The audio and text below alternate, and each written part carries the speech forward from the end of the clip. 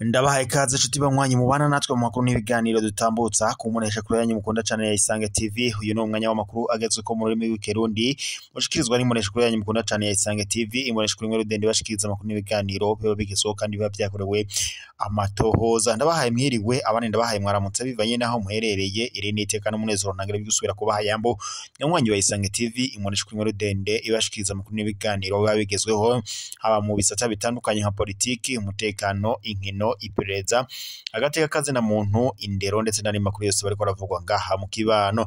Ndabaye ikaze mu makuru n'ibiganiro tugira tubashikirize na makuru araza gushimikira ku ngingo nkuru zikurikira.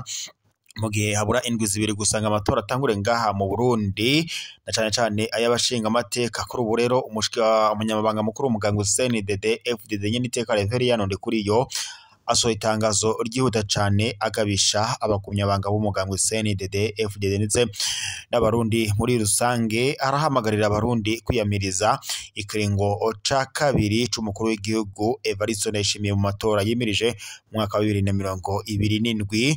Ni ibintu rero biteye ubwoba cane ku banyagihugu b'u Burundi, ni ibintu kandi biteye ubwoba cane ku mukuru w'igihugu c'u Burundi Evariste Ndayishimiye. Ibi kandi biruko mu gihe Perezida Evariste Ndayishimiye nawe biboneka ko amaboko yamaze kumushirako, kuko mu ndongozi zose bafatikanyije kurongora atanumwe akimuri inyuma, na cane rero bikaboneka ko intwaro ye ishobora gutembagazwa umwanya n'umwanya.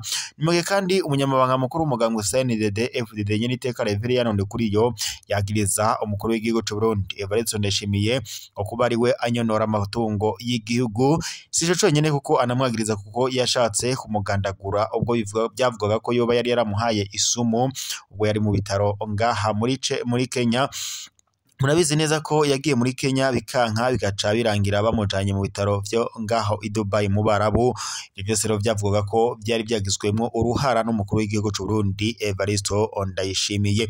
Kuri ubu rero amakuru duhabwa n'amasoko yacu nuko umunyamabanga mukuru w'umugambwe CNDD FDD nyene iteka Reverien Ndikuriyo asohoye itangazo yiyamiriza ikiringo ca kabiri c'umukuru w'igihugu Evariste Ndayishimiye, nkuko amakuru duhawe n'amasoko yacu ariko arabidushikiriza muri biriko birabera ngaho nyene mu Burundi. Nkuko amakuru n'ubundi duhabwa n'amasoko yacu nayo abandanya abigarukako, na makuru rero yihuta cane kubimaze gukorerwa mu ngoro y'umugambwe nyene, aho rero umukuru w'umugambwe CNDD FDD nyene iteka Reverien Ndikuriyo asohoye itangazo agabisha abarundi ko bagomba kwiyamiriza ikiringo ca kabiri c'umukuru w'igihugu mu matora yimirije mu mwaka wa 2027. N'abanyeshuri biga muri kaminuza y'u Burundi mu gisata c'ubuvuzi ngo bahora bakorera imyimenyerezo ku bitaro Roi Karedi bahagaritse imirimo inyuma yo kumara amezi 6 badahabwa amafaranga yo kurara izamu. Kuva kuri uyu wa 28 na mukiza 2025 abanyeshuri 86 bose bari mu mwaka wa nyuma wa kaminuza inonosora ibijanye n'ubuvuzi Faculté de la Médecine CCMane bahagaritse kandi imirimo yo gukorera imyimenyerezo stage ku bitaro byitiriwe umwami Karedi inyuma yo kumara amezi arenga 6 badahabwa amafaranga 30,000 kuri buri munyeshuri bari barasezeraniwe yo kurara amazamu bakora ijoro. Nkuko byiganwa n'abo banyeshure ngo ayo mafaranga 30,000 kuri buri kwezi bayemerewe kuva muri Munyonyo 2024 inyuma y'inama yari yahuje abanyeshuri bari kumwe n'abaserukira abo banyeshuri muri kaminuza y'u Burundi hamwe ndetse n'ubuyobozi bw'ivyo bitaro. Ariko kuva ico gihe gushika n'ubu ngo ntayo barigera bahabwa. Ikibabaza abo banyeshuri rero ngo nuko bandikiye umuyobozi w'ivyo bitaro ikete rya mbere ariko atakintu na kimwe yigeze abishura. Eka ngo no mu ntango zandamukiza bari bamwandikiye irindi kete bamumenyesha ko hamwe batohabwa utwo dufaranga bazoca bahagarika imirimo, ariko nahone ntaco yigeze arabishura. turondeye harakandi Stanislas arongoye ivyo bitaro ntiturashobora kumuronka kugira ngo agire ico abivuzeko. Ico mwomenya gusa nuko kuri ivyo bitaro hasanzwe hitura abantu benshi cane. Abo banyeshuri bariko barimenyereza akaba aribo bahora bakira abo banyeshuri bakanabakurikirana. Umuganga mukuru bakaba bamuhamagara mu gihe babona ari ico badatahura neza. Mu gihe habura indwi zibiri gusa ngo zonyene zisigaye kugira ngo imyiyamamazo itangure ngaha mu Burundi, baragira bati mbonerakure namwe nyankamugayo abo tudasangiye imigambwe sabasi b'u Burundi nkuko abenshi bavyitwaza, twese turabarundi kandi tugwanira ikintu kimwe, no kubona Uburundi butekanye, iterambere, ubutungane kuri bose mu butandukane bwacu. Itariki ya 13 z'ukwezi kwa gatanu 2025 imyiyamamazo izotangura ukuri kwamye. Twese turabarundi, niyo mpamvu dukwiye kumenya uko twitwara muri bene wacu.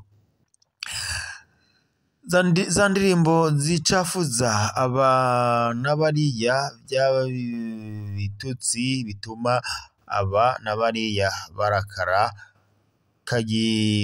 kakigenzo kabandi n'ibindi bisa navyo tubigabanye, ahubwo dushira imbere imigambi ku neza y'igihugu n'abarundi bose.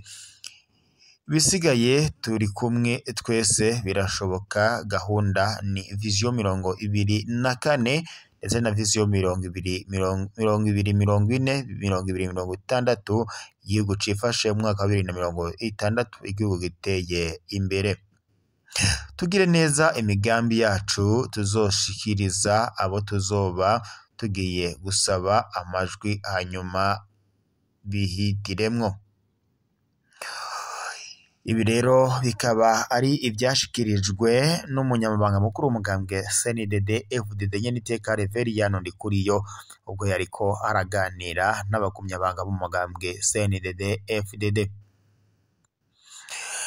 N'intambara iteye ubwoba mu nkambi y'impunzi Inyarugusu, hari kumvikana amasasu menshi mu mpunzi. Abagabo bariko barasanga mu mazu babatwara bacuritse mu mapikapu y'igipolisi. Ugwaruka ruriko ruraborezwa igufwa ku gituro c'igipolisi kiri muri iyo kambi. Abandi bahaye biburizwa imiduga bajanwa ahitwa Imakare gufungirwayo ngo no gukubitwa bikomeye, aho mbere ngo hari n'umuntu umwe yamaze kuhasiga ubuzima, abandi babaye indembe nkuko turiko turabishikirizwa n'amasoko yacu ari ngaho. Ariko aho mbashimire mwese mwari muri kumwe natwe makuru n'ibiganiro twabashikirizaga ku muresha kuri yanyu mukunda cyane ya Isange TV. Reka tubariko amakuru y'ino saha tubaye tuyasozereye ngaha, turaza gusubira mu makuru araza kubagezweko n'amakuru mu kurushikirizwa n'imbonesha kuri yanyu mukunda cyane ya Isange TV.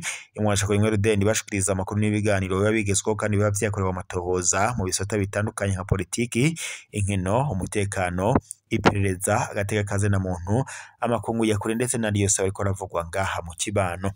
Ndabashimiye mwese rero mwari muri kumwe natwe amakuru n'ibiganiro tubashikiriza uri imbonesha kuri yanyu mukunda cyane ya Isange TV. Na makuru rero yariko aravugwa muri aya mango. Ndabibutse mu vyonde sabone ndetse na bakataja kugira muze muraba mbere kubona amakuru n'ibiganiro dutambutsa ku munesha kuri yanyu mukunda cyane ya Isange TV. Imbonesha kuri Mwero Dendi bashikiriza amakuru n'ibiganiro biba bigezweho kandi biba vyakorewe amatohoza mu bisata bitandukanye nka politiki, umutekano, inkino, iperereza, agateka kazi na muntu ndetse n'andi makuru yose ariko aravugwa ngaha mu kibano. Ryari iteka rero n'umunezero ntangere byo kuba twari kumwe namwe yangwanye duhora n'amakuru n'ibiganiro tubandanya kubashikiriza kuri mbonesha kuri yanyu mukunda cyane ya Isange TV.